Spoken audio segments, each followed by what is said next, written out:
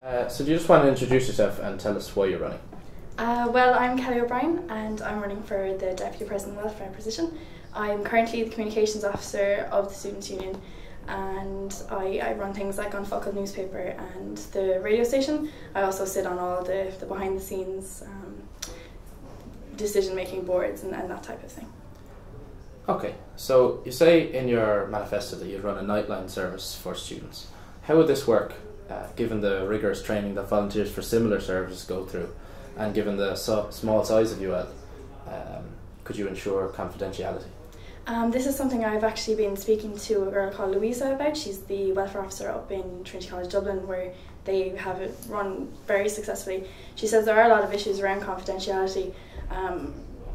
The bottom line is you can't always ensure confidentiality, but you can have students sign a confidentiality agreement, like the volunteers, and obviously penalties for people that break them. I know UL is smaller than Trinity, so it would, I would have to deal with it very heavily, but it is something I know about, and I want to, basically, I wouldn't want anybody knowing my business, so I'd try and combat that the best I could. Okay. So how would you improve the welfare office from its current form?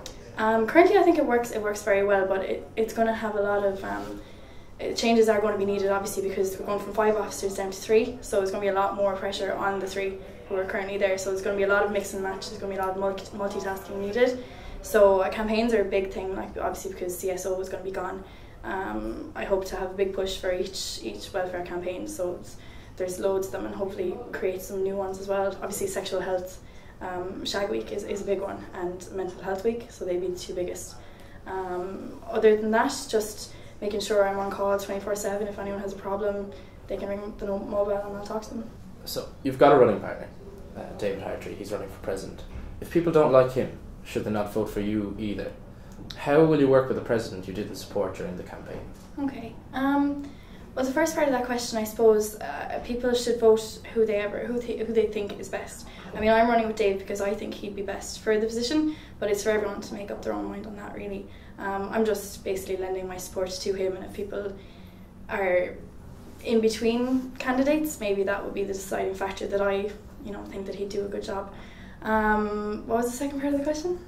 So do you think... how would you deal with a president you didn't support? Yeah.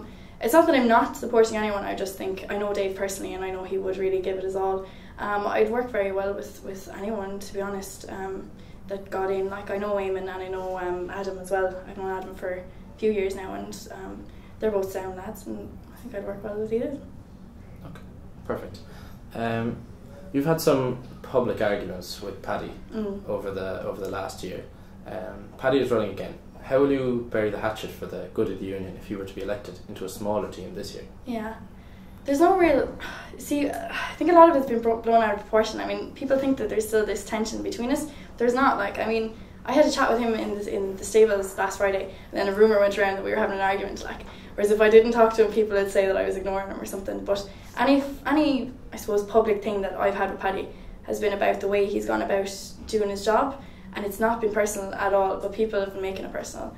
But at the moment with Paddy, there's no outstanding anything. The hatchet is long buried, and if something happens again, if I do something he doesn't like, if he does something I don't like, yeah, maybe we'll clash again, but like, there's nothing between us at the moment.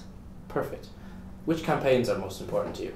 Oh, I think definitely Shag Week anyway, because it's so important just that everybody knows, like, STDs are there and some of them don't go away if you catch them, and Mental Health Week as well, because that's a big issue for me. My mom works with people with issues like that, and it's so tough on everybody involved, like the families as well as the people affected, so those 2 would be my main ones. Perfect. And do you have anything you'd like to add? Just pop up to the Red Raisins and pick up a manifesto, and if you like what you read, just vote for Kelly.